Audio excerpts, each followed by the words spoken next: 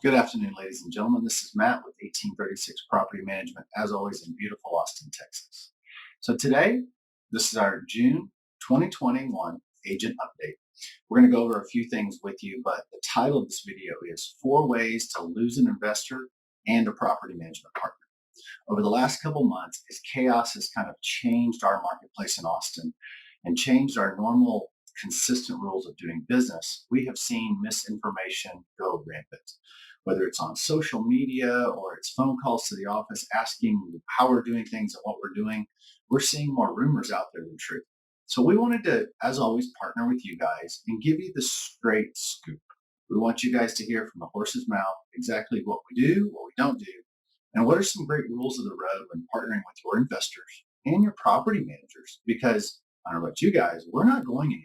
So when this market cools off in a couple of years, we want to still be great partners for you guys and have those relationships intact. So we've got 4 tips for you on things not to do to keep your investor and property manager happy. The first one is pre-leasing the property. Now, we know you guys as agents want to do everything you can to make your clients happy. However, you're not doing them a favor or yourself when you're leasing those properties. Let's start off first with the lease criteria, the residents, and everyone else's experience. Your owner is going to save $500, $1,000. You're going to spend a lot of time, and we're going to be on a TAR lease. We're going to not know who those tenants are. We're going to have not prepped the proper lease sufficiently before going in. And those tenants are going to show up with a moving truck at 5 a.m., not knowing where their deposit is, where the keys are, and it's going to go south quickly. When we lease the property, we have customized leases. We know who those people are, and we put them through not only the ringer to get them into a lease, but we now know exactly what needs to be done on that property all the way up to move-in day. When we get something that's already signed, we're behind the 8 ball before we ever get started. So if you want your investor to be successful, if you want that tenancy to be successful, sell that property. Let us do the property management, which includes leasing the property. I know you want to do them a favor. It's not doing them a favor.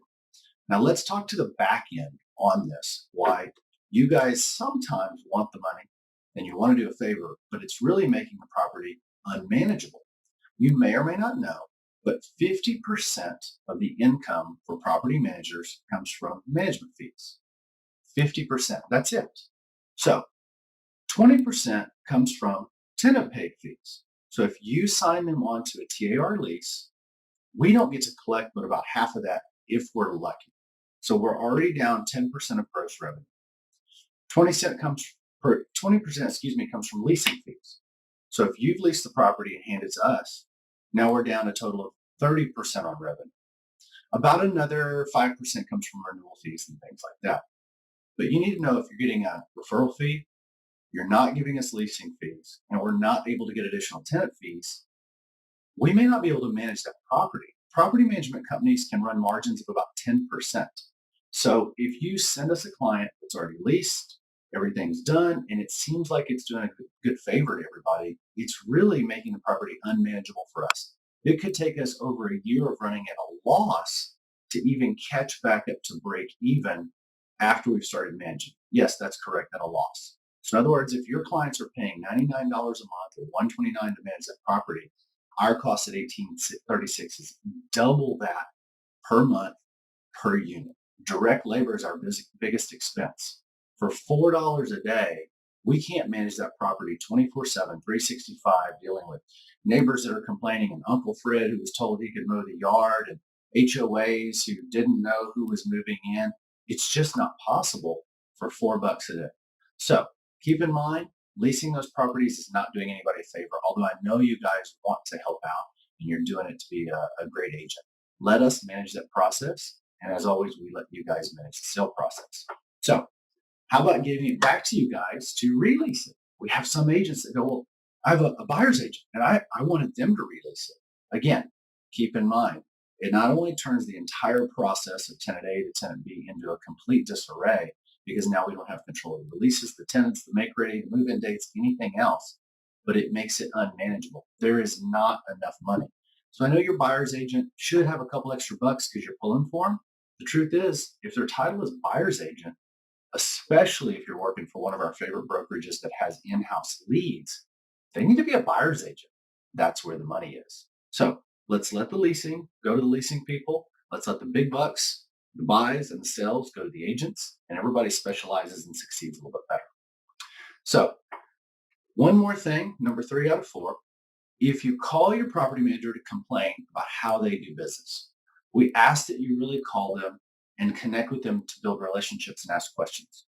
120 days out from the end of the lease, we reach out to owners and say, hey, in about 15 days, let us know if you want to change directions, if you want to sell, if you want to have a discussion with us for any reason. If we don't hear from you, we're going to start prepping to release it at 90 days out. At 90 days, we're reaching out to the tenants. We're working. 75 days out. This is when we want all leases renewed, solidified. 60 days out. Red line. At this point for 1836, our leases should have somebody and we should be able to plan for the next 60 days, whether it's move out, move in.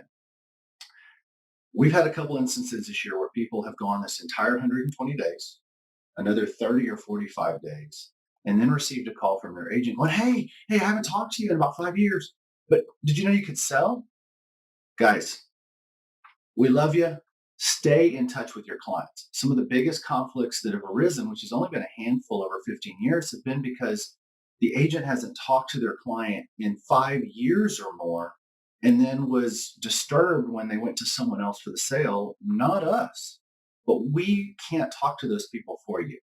We can notify you when they say they want to sell. We can refer back to our custom management agreement. We can refer back to our CRM. We can refer back to everything we've got and say, hey, please call your clients. But really, you guys should be staying in touch with them year after year. A Christmas calendar doesn't mean staying in touch. Give them a call. Now, the last thing is stay focused on their goals. I know you guys want to make sales. I know you want to be great. I know you want to put food on the table. Same with us. But keep in mind, your investors as clients have goals. Kids in college, retirement, things like that. Evaluate the return on equity for their assets and figure out if they need to cash money out and purchase another one.